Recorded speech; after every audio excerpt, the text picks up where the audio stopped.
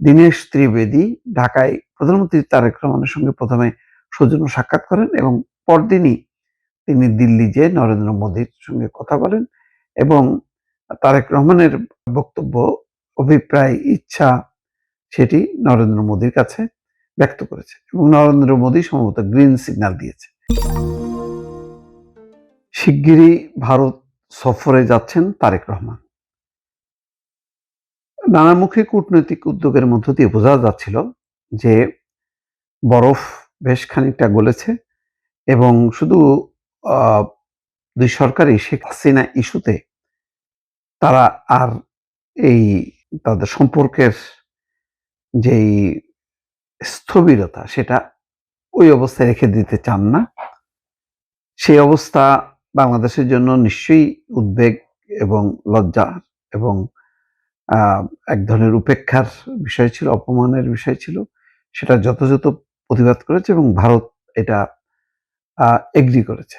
Agri করে বলেছে যে শেখ হাসিনার প্রত্যর্পণের বিষয়টি তারা বিবেচনা করছে। এখন বিবেচনা কতটুকু করুক আর না করুক, তারা এই যে শেখ হাসিনার যে কাজটা, এটা যে ঠিক হয়নি এবং এখানে বাংলাদেশের যে উদ্বেগ, ক্ষোভ প্রকাশ করার যথেষ্ট কারণ আছে, এটা তারা অনুধাবন করতে পেরেছে। এখন নয়াদিল্লি সফর, দুটি সফর।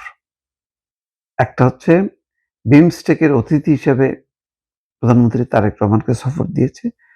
আরেকটি হচ্ছে দ্বিপক্ষীয় সফর, দুই দেশের মধ্যে দ্বিপক্ষীয় রাষ্ট্রীয় সফর। এখন সেটা কি একই সাথে হবে নাকি আলাদা আলাদা ভাবে হবে সেটা নিশ্চিত না। ভারতীয় পত্রিকা নিউজ টাইমস নাও একটা এক্সক্লুসিভ রিপোর্ট করেছে, তাতে তারা নিশ্চিতভাবে বলছে যে তারেক রহমান শিগগিরই নয়াদিল্লি আসছেন এবং বাংলাদেশ সরকারের সংশ্লিষ্ট সূত্রই ওই টাইমস নাওকে নিশ্চিত করেছে। একই সঙ্গে ঢাকার পক্ষ থেকে ইঙ্গিত দেওয়া হয়েছে নয়াদিল্লিতে অনুষ্ঠেয় আসন্ন ব্রিক্স সম্মেলনে প্রধানমন্ত্রী তারেক রহমানের অংশ নেওয়ার সম্ভাবনা প্রায় নিশ্চিতভাবেই নেই। ব্রিক্স গুরুত্বপূর্ণ না বাংলাদেশের জন্য, তো দ্বিপক্ষীয় যেই সফর এটি গুরুত্বপূর্ণ, কারণ এটি তারেক রহমানকে ভারত কিভাবে সম্মান দেয়, মর্যাদা দেয় এবং আলোচনার কোন কোন বিষয়বস্তু অন্তর্ভুক্ত করে, কিভাবে সেইগুলো বাস্তবায়ন করে, সেটা বাংলাদেশ দেখতে চায়। দুই দেশের সম্পর্কে আরো অবনতি ঠেকাতে নতুন করে কূটনৈতিক যোগাযোগ জোরদারের উদ্যোগের মধ্যেই সম্ভাব্য এই সফরের খবর এলো। এই প্রেক্ষাপটে বাংলাদেশের সদ্য নিযুক্ত ভারতের হাইকমিশনার দীনেশ ত্রিবেদী ঢাকায় প্রধানমন্ত্রী তারেক রহমানের সঙ্গে প্রথমে সৌজন্য সাক্ষাৎ করেন এবং পরদিনই তিনি দিল্লি যেয়ে নরেন্দ্র মোদীর সঙ্গে কথা বলেন এবং তারেক রহমানের বক্তব্য, অভিপ্রায়, ইচ্ছা সেটি নরেন্দ্র মোদীর কাছে ব্যক্ত করেছে এবং নরেন্দ্র মোদী সম্ভবত গ্রিন সিগন্যাল দিয়েছে। বৈঠকটি ইতিবাচকভাবে গ্রহণ করা হয়েছে বলে সূত্র জানায়। বৈঠকে বাংলাদেশের প্রধানমন্ত্রীর পররাষ্ট্র বিষয়ক উপদেষ্টা হুমায়ুন কবির এবং পররাষ্ট্রমন্ত্রী খলিল রহমান উপস্থিত ছিলেন। ব্রিক্স সম্মেলনে বলছেন যে তারেক রহমানের যোগদানের সম্ভাবনা প্রায় নেই।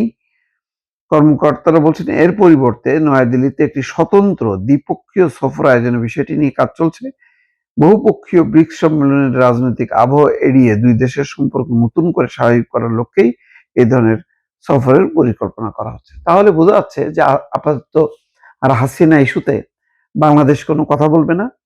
বাংলাদেশের যে মেসেজ যা দেয়ার সেটি দেওয়া হয়েছে। এখন বাংলাদেশও দেখবে যে এরপরও হাসিনা নিয়ে নড়াচড়া করে কিনা, হাসিনা কার্ড নিয়ে ভারত খেলছে কিনা, নাকি সত্যি সত্যি তারা দ্বিপক্ষীয় সম্পর্ক চান এবং তার ভিত্তিতে দুই দেশ এগিয়ে যাক সেটি চান। কোনটা প্রায়োরিটি এটা বাংলাদেশ দেখতে চাই।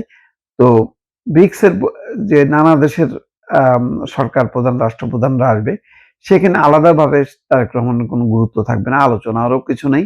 সুতরাং তার বদলে দ্বিপক্ষীয় সফরের উপর জোর দিচ্ছে বাংলাদেশ এবং সেটি সম্ভবত ভারতও এগ্রি করেছে। এখন তারিখ নির্ধারণের পালা, কবে কখন এই তারিখটি নির্ধারিত হবে।